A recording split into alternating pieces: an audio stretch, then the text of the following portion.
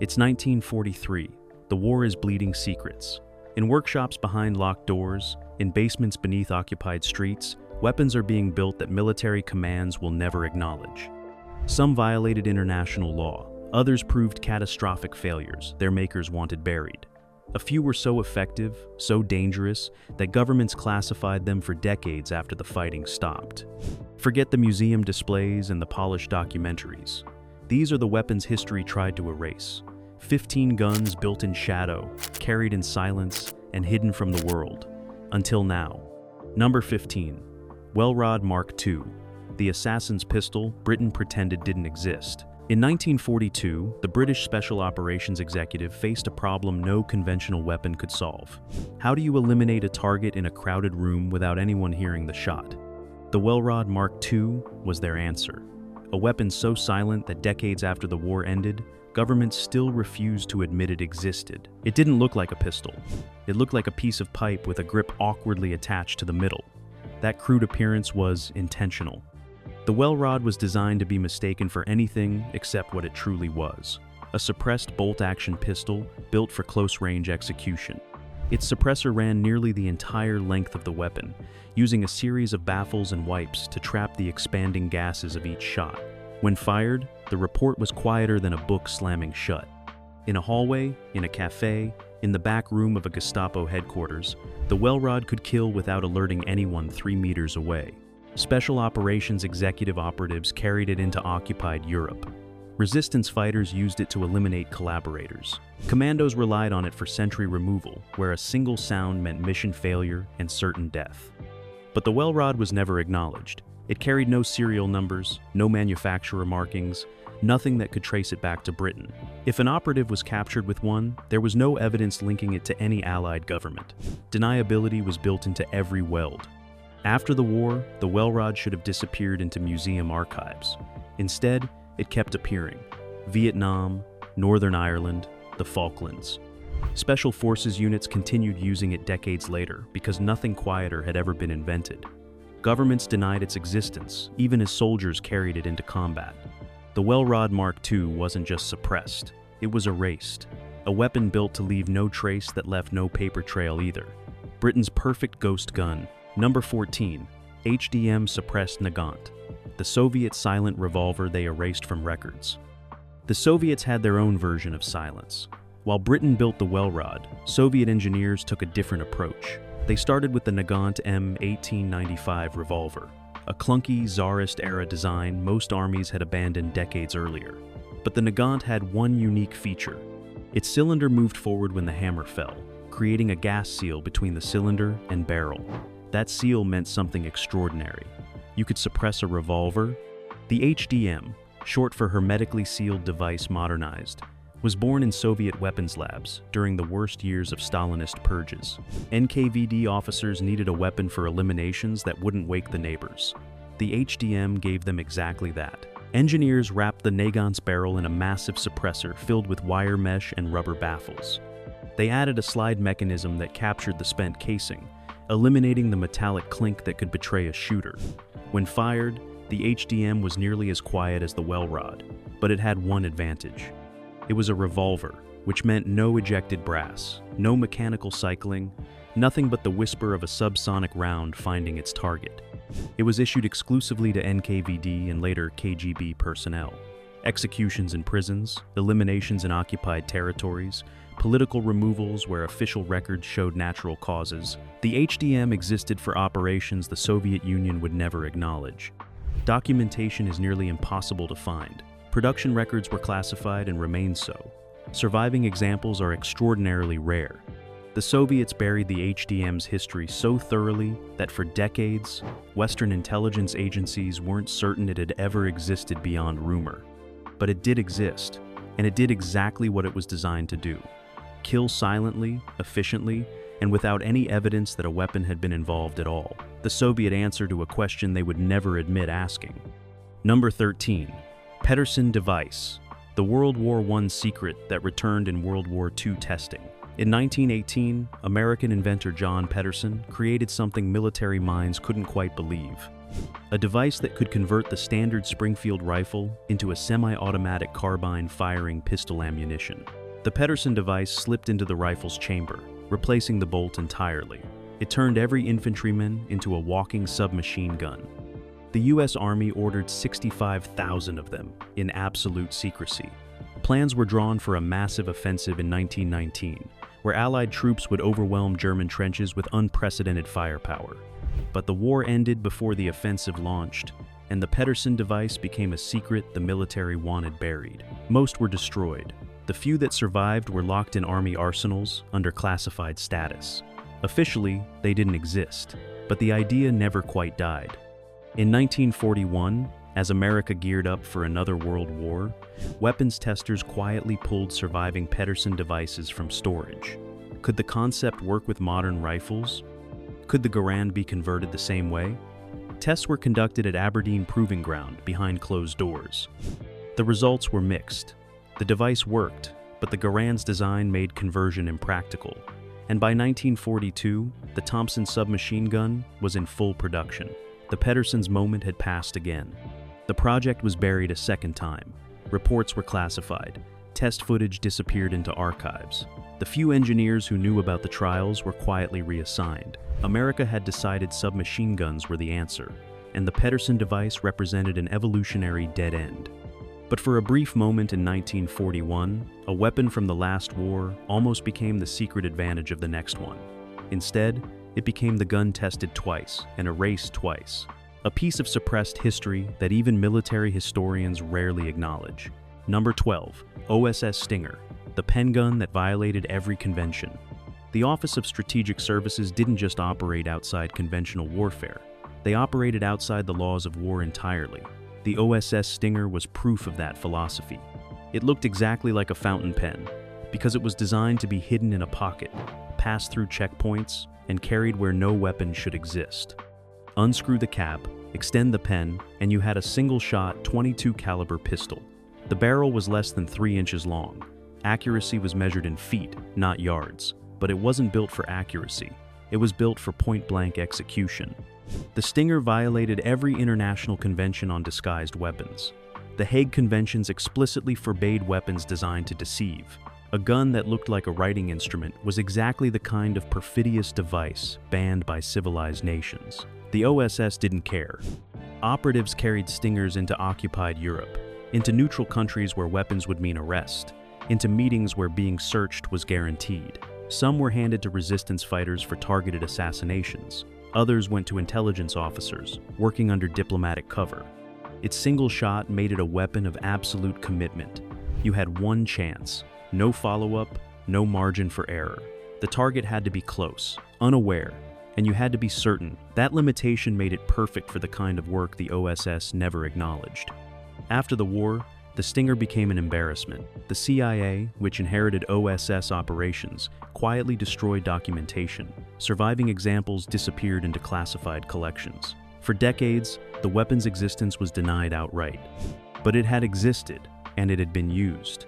The OSS Stinger represented the darkest edge of covert warfare, a weapon that looked harmless but delivered death at a handshake's distance, the pen that was never mightier than the sword, just quieter. Number 11. Japanese Type 94. The pistol so dangerous Japan tried to hide it. Some weapons were classified because they were too effective. The Type 94 was classified because it was catastrophically defective, and the Imperial Japanese Army knew it. Adopted in 1934, the Type 94 was meant to be a compact sidearm for officers, tank crews, and pilots. It fired the 8mm Nambu cartridge from a simple blowback design. On paper, it was adequate. In practice, it was a disaster waiting to happen. The pistol's exposed sear bar ran along the outside of the frame.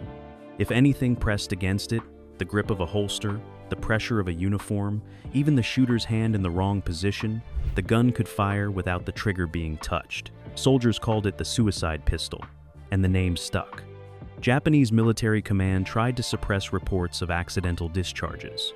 Officers who reported the defect were quietly reassigned. Units that experienced multiple incidents were told to retrain their men on proper handling, as if training could fix a fundamental design flaw. production continued anyway. Japan's armaments industry couldn't afford to scrap an existing design and start over, so the Type 94 stayed in service, killing its own soldiers as often as it killed the enemy. By 1944, even Japanese propaganda couldn't hide the pistol's reputation. Captured Allied intelligence reports noted the weapon's tendency to discharge unexpectedly. American troops who seized them quickly learned not to handle Type 94s carelessly. The pistol didn't care who pulled the trigger or what pressed the sear. After the war, surviving Type 94s became bizarre collector's items, not because they were rare, but because they represented something unusual. A weapon so poorly designed that its own military tried to hide it from history. Japan's accidental confession that even their arms industry had limits. Number 10. Liberator FP-45. The $2 gun airdropped in secret. It cost less than $3 to manufacture. It had no serial numbers, no manufacturer markings, and barely qualified as a firearm. The Liberator FP-45 was built to be disposable, untraceable, and distributed by the hundreds of thousands to resistance fighters who weren't supposed to have weapons at all. In 1942, the U.S. military contracted with General Motors to produce 1 million single-shot pistols. Stamped metal construction, smooth bore barrel, no moving parts beyond the striker. It came packed in cosmoline with 10 rounds of 45 ACP ammunition. The concept was psychological as much as tactical. Drop these pistols into occupied Europe by parachute. Let civilians and partisans use them to kill German soldiers and take their real weapons. The Liberator wasn't the weapon. It was the key to acquiring one. But the entire program was wrapped in secrecy. Workers at the Guide Lamp Division had no idea what they were building. Crates were labeled with vague descriptions. Distribution plans were classified above top secret. The American government didn't want anyone knowing they were arming civilian insurgents behind enemy lines. Most Liberators were never used. Hundreds of thousands sat in warehouses. Some were dumped at sea after the war. Others were destroyed outright. The Office of Strategic Services, which had pushed for the program, quietly distanced itself from the weapon once Germany surrendered. The few that saw combat earned mixed reviews. Some resistance fighters used them successfully. Others found them too crude, too short-ranged, too dangerous to the user. The smooth bore made accuracy impossible beyond a few feet. The light construction meant the gun could fail catastrophically if fired too many times. After 1945, the Liberator became a political problem. A weapon designed to arm civilians against occupiers was exactly the kind of thing Cold War America didn't want publicized. Files were sealed. Production records were classified for decades. The Liberator existed in a gray zone between covert operation and embarrassing mistake. Today, surviving FP-45s are reminders of a desperate idea executed in absolute secrecy. The $2 gun that was meant to vanish completely. Number 9. Gustloff Volkssturmgewehr, the rifle that proved Germany was desperate. By 1944, Germany's industrial machine was collapsing. Allied bombing had shattered factories. Skilled workers were dead or conscripted. Raw materials were running out. And Hitler demanded a rifle to arm the Volkssturm, his civilian militia of old men and teenagers. The result was the Volkssturmgewehr, built by Gustloff Werke in conditions that resembled improvised manufacturing more than precision engineering. It was a semi-automatic rifle assembled from stamped parts, wooden furniture, and whatever steel could be salvaged.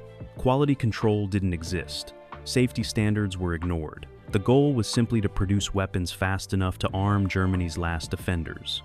Nazi propaganda never showed the Volkssturm rifle. Newsreels featured soldiers with MP-40 submachine guns and STG-44 assault rifles. Images of old men holding crudely welded semi-automatics would have destroyed the myth of German engineering superiority. So the Volkssturmgewehr was kept out of sight. Production happened in dispersed workshops to avoid bombing. Completed rifles went straight to Volkssturm units with minimal documentation. Serial numbers were inconsistent. Many rifles were delivered without inspection. The weapon itself was barely adequate. It fired the standard 7.92mm Mauser cartridge from a gas-operated action that worked when it felt like it. Some rifles functioned reliably. Others jammed after a few rounds. The stamped metal construction meant parts wore out quickly, and replacement components rarely fit properly. German command knew what the Volkssturmgewehr represented. It was proof that the Reich's vaunted arms industry had disintegrated into improvised workshops, churning out inconsistent weapons from scrap metal. It was the opposite of the precision-machined firearms Germany had built its reputation on. After the war, most Volkssturm rifles were destroyed or lost. Documentation was sparse because so little had been kept. Surviving examples show wildly varying quality, each one a testament to how completely Germany's manufacturing base had collapsed. The Gustloff Volkssturmgewehr wasn't just hidden from propaganda, it was hidden from history itself. A rifle that proved Germany was losing the war long before Berlin fell. Number 8. British Sleeve Gun. The wrist-mounted weapon SOE denied existed. The Special Operations Executive pushed weapon concealment to its absolute limit. They'd built pistols that looked like pens, knives disguised as pencils, and explosives hidden in everything from coal lumps to dead rats. But the sleeve gun took concealment to a level that bordered on science fiction. It was a single-shot weapon mounted in a metal tube strapped to the forearm beneath a jacket sleeve. A cable ran down to the user's palm. One quick pull and a .22 caliber round fired straight forward from what appeared to be an empty hand.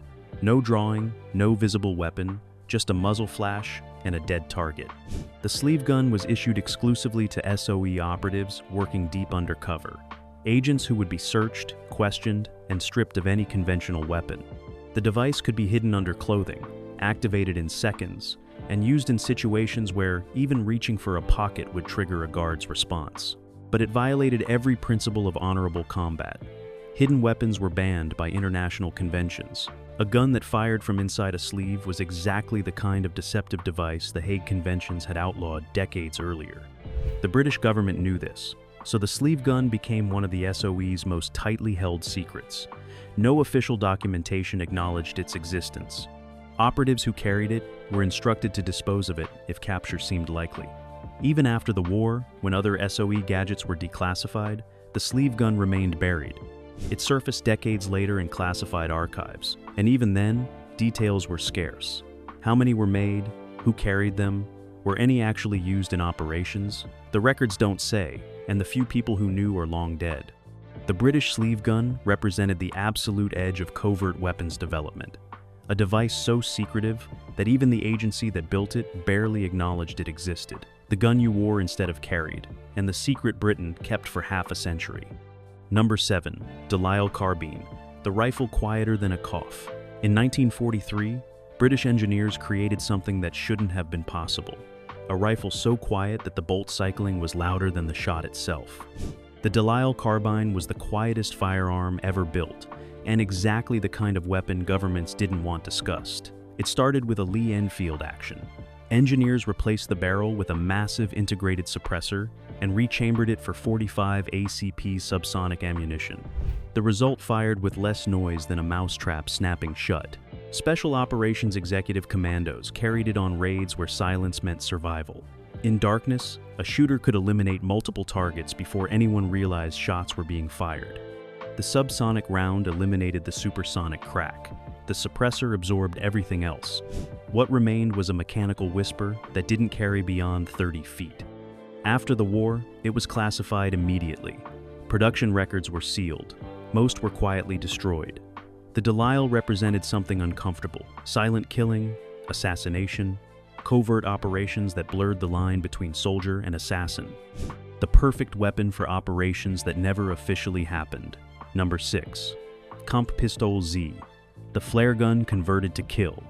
Germany's weapons development in the war's final years became increasingly desperate and increasingly strange. The Kampfpistole Z represented both. It was a standard flare gun modified to fire explosive and armor-piercing rounds, turning signal equipment into a crude grenade launcher. The concept emerged from battlefield necessity. German infantry needed a way to engage fortified positions and light vehicles without crew-served weapons. Someone realized the standard Leuchtpistole flare gun could handle far more pressure than it was designed for. Engineers reinforced the breech, rifled the barrel, and created specialized ammunition that turned a signaling device into a weapon. The result was bizarre and brutal. The Kampfpistole could fire explosive rounds accurate to 50 meters, armor-piercing projectiles that could penetrate light vehicles, and even wood rounds designed to shatter into hundreds of splinters on impact. It gave individual soldiers the ability to attack targets well beyond rifle range. But Germany never wanted to advertise the Kampfpistole's existence. It revealed how desperate the Wehrmacht had become. Conventional weapons production had collapsed so completely that engineers were converting flare guns into combat weapons. It was improvisation born from collapse, and exactly the kind of image Nazi propaganda couldn't afford. Production was limited and documentation minimal. The weapons went to frontline units in the east and to fortress garrisons in the west. Soldiers who received them were given basic instructions and specialized ammunition that was already scarce. After the war, the Kampfpistole Z became a curiosity. Allied intelligence officers who studied it were both impressed and disturbed. Impressed by the ingenuity of converting existing equipment, disturbed by the implications of an army so resource-starved it was weaponizing signal flares. The Kampfpistole Z wasn't classified for being too effective. It was classified for being too revealing. A weapon that proved Germany had run out of conventional options and was converting anything that could launch a projectile into a combat tool. The flare gun that became a grenade launcher because there was nothing else left. Number 5. Blischlock Thompson, the gangster gun the military banned.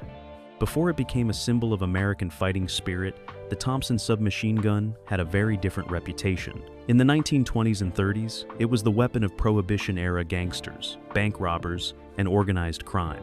The military wanted nothing to do with it. The early Thompson, the M1921 and M1928 models, used a complex Blischlock delayed blowback system.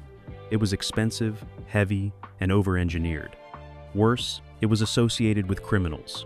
When the Army finally tested it, they rejected it outright. Too costly, too complicated, and too tainted by its criminal past. But when war came in 1941, desperate times demanded desperate measures. The British needed submachine guns immediately. The Thompson was available, so America began producing them again, criminal reputation and all. The military tried to distance itself from the gangster connection. They commissioned simplified versions, the M1 and M1A1, that removed the Blischlock, replaced the drum magazines with stick magazines, and generally made the weapon look less like something out of a crime film. But the original Blischlock Thompsons were still out there.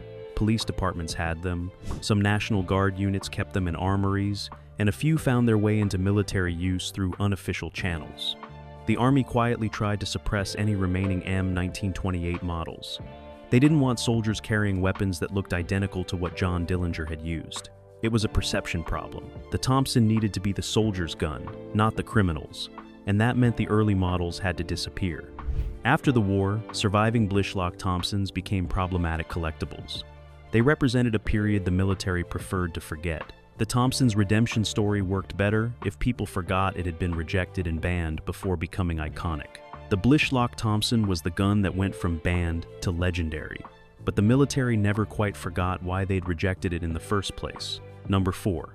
Rising Model 50. The Marine Corps disaster they buried. In 1941, the Marines needed submachine guns desperately.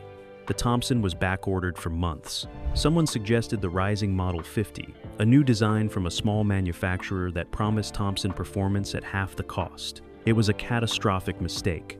The Rising looked modern. It had a delayed blowback action, a closed bolt design for accuracy, and a sleek profile. In testing on clean firing ranges, it performed well, but the Marines didn't fight on clean firing ranges. In the mud of Guadalcanal, in the coral dust of Peleliu, in the sand and salt water of Pacific Islands, the Rising choked, jammed, and failed. Its tight tolerances couldn't handle dirt. Its complex action seized with the slightest contamination. Marines in combat found themselves holding expensive clubs while the enemy advanced. Reports from the front were scathing. Units demanded Thompsons immediately.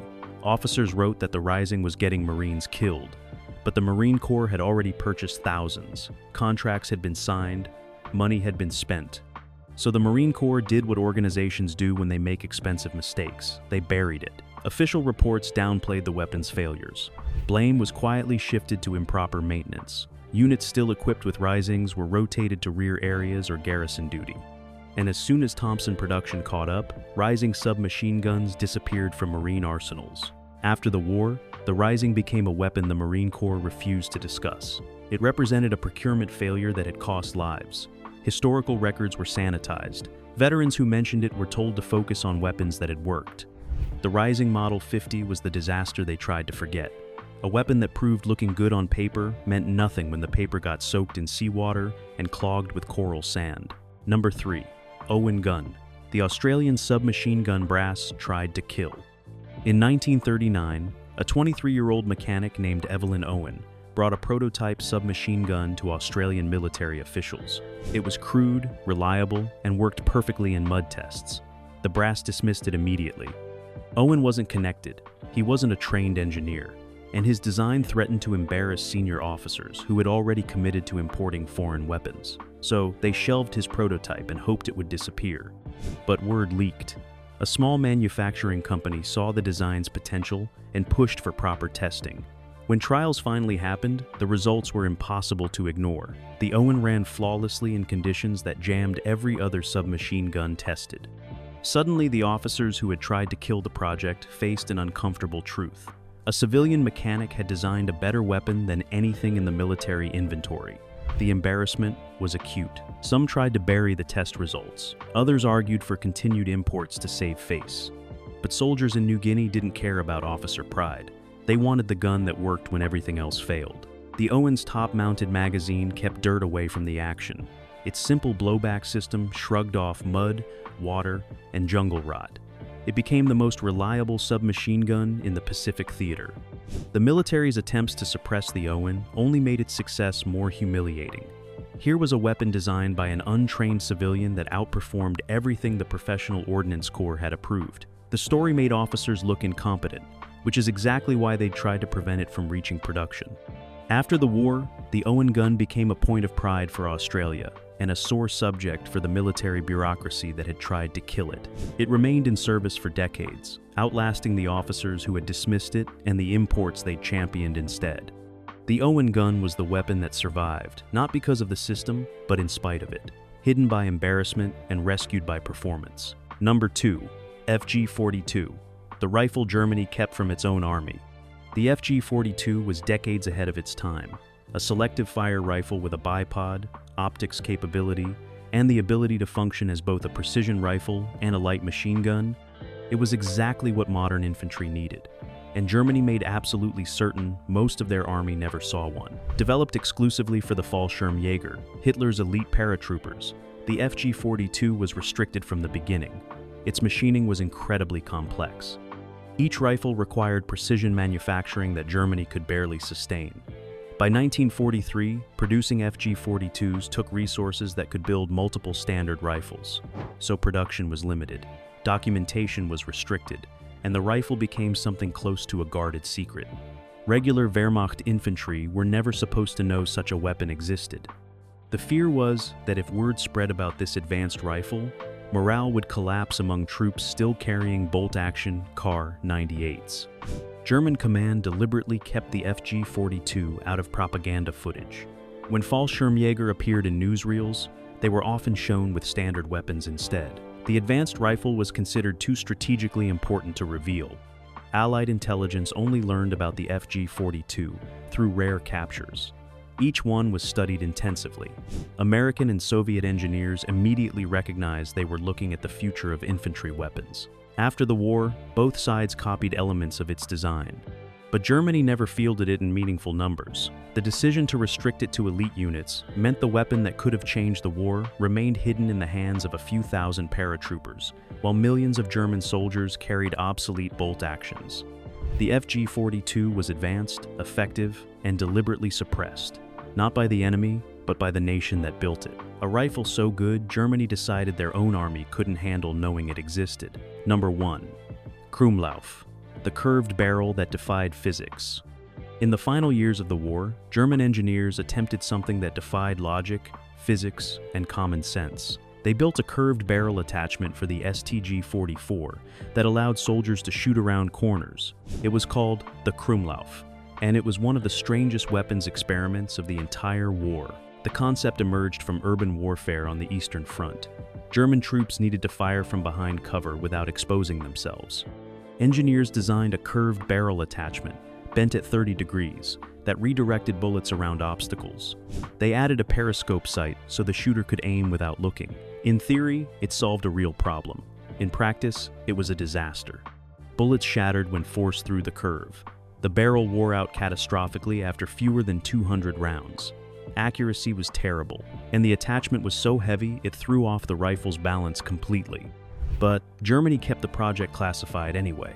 Not because it worked, but because admitting it existed revealed how desperate German weapons development had become. This was an army trying to bend the laws of physics because conventional tactics had failed.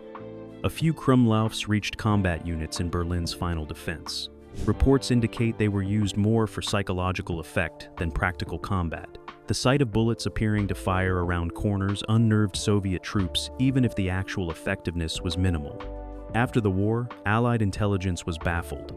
Captured Krumlaufs were studied, tested, and ultimately dismissed as the product of an engineering program that had lost touch with reality. But the existence of the weapon revealed something important.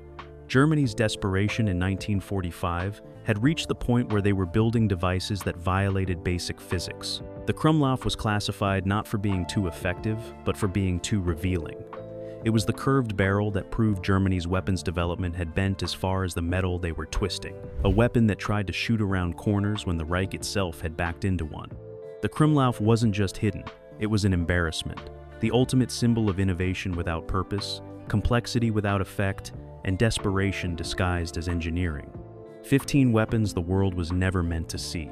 Some violated laws, others exposed desperation, a few were simply too effective for governments to acknowledge. From silent pistols to curved barrels, each one tells a different story about what happens when warfare moves into the shadows. These weren't the guns in propaganda posters or museum displays. These were the weapons built in secret, carried in silence, and buried in classified files. If you want more hidden history and forgotten weapons, subscribe now. The next deep dive is already loaded, and you won't want to miss what's coming.